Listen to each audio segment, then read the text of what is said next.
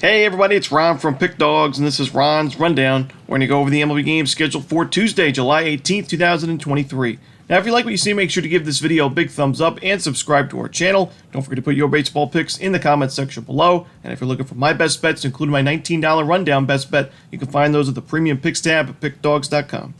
Alrighty, let's get into it. Here are the games for Tuesday in Major League Baseball. First up, it's the Milwaukee Brewers taking on the Philadelphia Phillies. Aaron Nola and Julio Teheran are your starters. Julio Teheran was off to a great start with the Brewers at the beginning of the year, but now his ERA is at 3.64 after two bad starts before the All-Star break against the Cubs and the Mets, going a combined 11 2/3 innings, 16 base hits, 13 earned runs, and 4 home runs. Now you go into Citizens Bank Park against a red-hot Phillies team that just took 3 of 4 against the San Diego Padres, and you're facing Aaron Nola, who sure hasn't had his best season in 2023, but I still think is a good option in this Phillies rotation, and the Phillies also have a very good bullpen as of late and overall in 2023, while the Brewers not so much. So I'm going to take the Philadelphia Phillies here on the run line at Citizens Bank Park. Next up, we see the Los Angeles Dodgers taking on the Baltimore Orioles. This one's going to be a 7:05 Eastern start time on TBS. Michael Grove and Tyler Wells are your starters. To me, this is a pitching mismatch in terms of the starting matchup, as I think Tyler Wells is a much more reliable option and certainly more consistent option, as in his last 8 starts, 2 earned runs or fewer in all 8 of those games. He faced some tough teams along the way, teams like the Blue Jays, the Rays, the Cincinnati Reds, and his last start against the Minnesota Twins on the road. On the other side, Michael Grove got an ERA at 6.89 overall this year, but an even steeper 11.15 ERA away from Dodger Stadium. Both of these teams are hitting righties very well in the last 30 days, but like I said, I think the Orioles have a pretty big advantage in this starting pitching matchup, so you can take the Orioles in the first 5 innings, but I'll take the Orioles in the full game as well on the money line. Next up, we see the Cleveland Guardians taking on the Pittsburgh Pirates. We're going to see Logan Allen going for Cleveland. No official starter for the Buccos right now. The Guardians had to bring up Logan Allen back from AAA because they're dealing with some injuries in that rotation. But, Logan Allen pitched pretty well at the Major League level, 62 1/3 innings, a 3.47 ERA, even better numbers on the road, and 63 strikeouts. And you're facing a Pirates team that against lefties and righties has really struggled offensively in the last 30 days. We'll see if the Pirates go with a bullpen game in this one, but I don't really love their chances here. Give me the Cleveland Guardians on the money line on the road. Next up, we see the San Diego Padres taking on the Toronto Blue Jays with Joe Musgrove and Alek Manoah on the mound. It's an interesting game here. Alek Manoah, we know, really struggled at the beginning of 2023. After 2022, he was one of the better pitchers in the American League. The Blue Jays bring him down to the minors. He pitches pretty well there. They bring him back up against the Detroit Tigers for a start on July 7th. He pitches very well in that game. 6 innings, 1 run, 8 strikeouts, no walks allowed, and no home runs allowed. That's the big thing. Manoah was having a lot of issues with his control. His strikeout stuff was not working, and he was walking a lot of batters. But to see those 8 Ks in 6 innings with no walks, pretty, promising sign. However, that was against the Detroit Tigers. That's a pretty weak lineup against right-handed pitchers this season. When you look at the other side, the San Diego Padres, they're top 15 in baseball in both team OPS and isolated power against righties in the last 30 days, with a very high walk rate and a low strikeout rate to go with it, the second highest walk rate in baseball against righties in that last month. So this is not a very good matchup, in my opinion, for Alek Manoah. The other thing that's interesting is, Manoah's start against the Tigers was on the road, where he actually pitched a lot better on the road than he did at Rogers Center.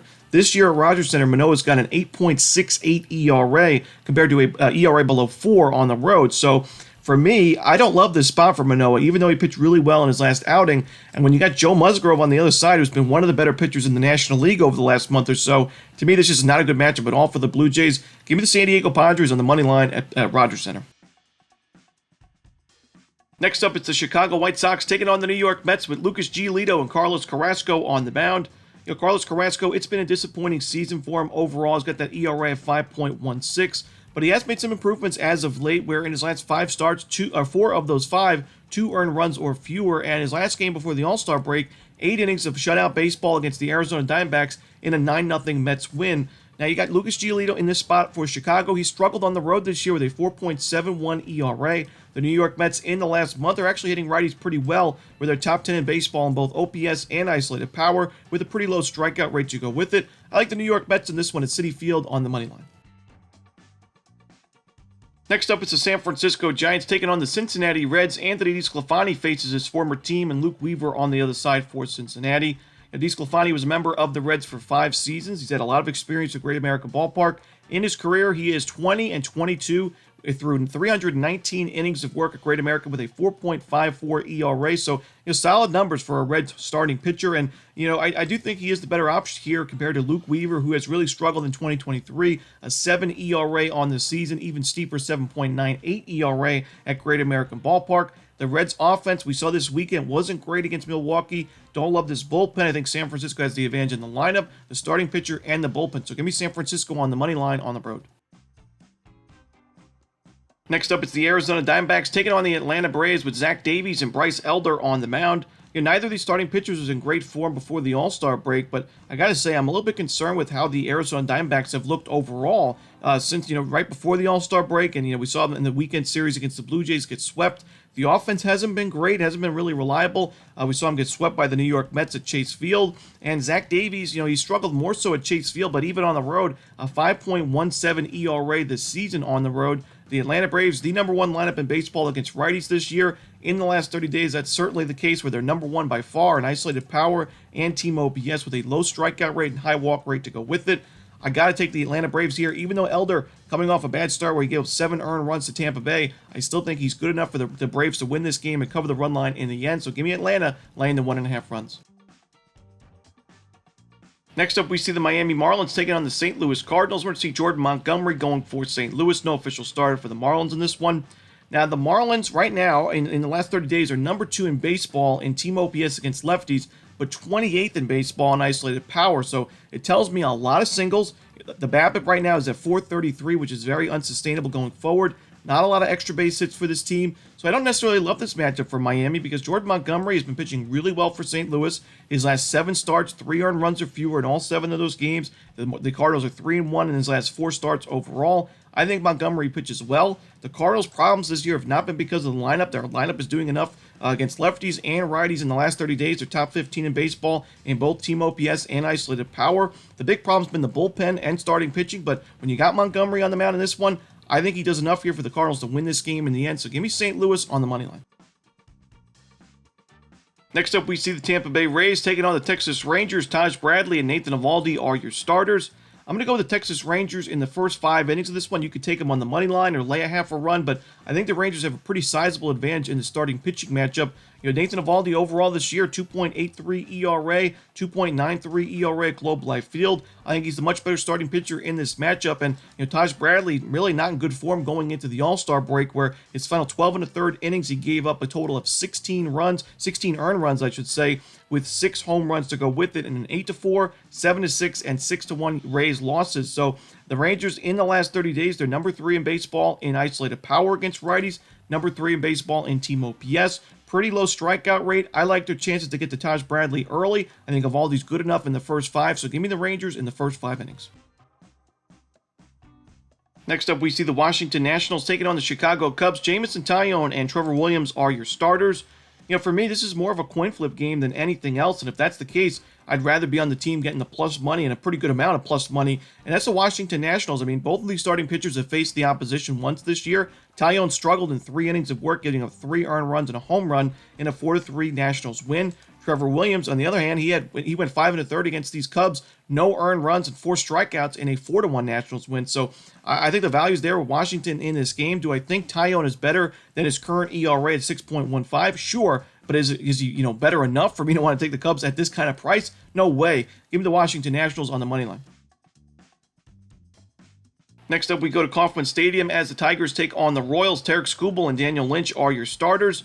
So far, at the Major League level this season, Tarek Skubal has been excellent. 8 innings of shutout baseball with 11 strikeouts and a 9-5 ground ball to fly ball ratio. He faces a Royals team that offensively has not been great against lefties as of late. Daniel Lynch on the other side has struggled at Kauffman Stadium this year, a 6.04 ERA at home this year in 22 1/3 innings of work. The Tigers, although their OPS and isolated power numbers lately haven't been great against lefties, they do have a pretty low strikeout rate and high walk rate to go with it, and overall they've hit lefties better than righties this season. So I like their matchup here against Daniel Lynch. I don't love this Royals bullpen. Give me the Detroit Tigers here on the money line. Next up, we see the Houston Astros taking on the Colorado Rockies. Hunter Brown going for Houston. No official starter for the Rockies right now. Give me the over in this game. We know the Astros played in a few high-scoring games this weekend against the Angels, and Hunter Brown not really in the best of form before the All-Star break. 7 innings, 18 base hits and 8 earned runs in his final 2 outings against the Rangers and the Mariners. He's striking out batters, but he's given up a lot of sharp contact and a lot of base hits. This is going to be his first career start at Coors Field. Not really the best spot for him, in my opinion, against a Rockies team that we saw also this weekend do a pretty good job against the New York Yankees offensively. On the other side, the Rockies probably going with a bullpen game here. Not my favorite option, that's for sure. This Rockies bullpen has not been great this season, and the Astros bats, we saw what they can do this weekend. We've seen it all season long in the last couple of years. Give me the over here in Houston, Colorado.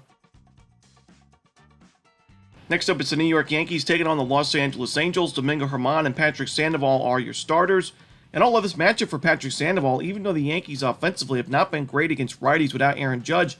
In the last 30 days, the Yankees against lefties, number 2 in baseball in isolated power, number 4 in team OPS, and the second lowest strikeout rate. So pretty good numbers for New York against southpaws. And Sandoval struggled at home this year with a 5.4 ERA, a 1-4 record at Angel Stadium. Domingo Germán is not my favorite option on the mound, but as of late, got to give him credit. He threw the perfect game, but even after that, against the Orioles and the Cubs, 10 in the third innings combined of 3-run baseball with 14 strikeouts. So I think the Yankees win this game on the road. Give me the Yankees on the money line. Next up, we go to Oakland as the Red Sox take on the A's. Luis Medina going for Oakland. No official starter for the Red Sox right now. Tough spot for Medina, who just faced this Red Sox lineup not too long ago, back on July 7th. He gave up 4 earned runs in that game. That was a 7-3 Red Sox win. I think the Red Sox scored some runs early and often in this game as well. I think the A's chip in a few runs also. The A's offense this weekend against the Twins, like we mentioned in the video on Monday, even though the A's lost that series and they got swept in that series, they still put up a fight offensively with 15 runs in the 3 games. And, the Red Sox bullpen hasn't been the best this year. I think that the A's will be able to find some runs, even if it's in garbage time where, the Red Sox have a pretty sizable lead late. Give me the over here in Boston, Oakland. And the final game for Tuesday's card in Major League Baseball, it's the Minnesota Twins and the Seattle Mariners. Bailey Ober and Brian Wu are your starters. We see a pretty low total for this game, I think for good reason, and I still like the under in this one. Bailey Ober, I mentioned he throws a lot of strikes. Sometimes he can leave pitches down the heart of the plate, but as of late, that has not been a problem for him. No home runs allowed in his last 3 starts. Really good outings for him against the Tigers and the Orioles twice.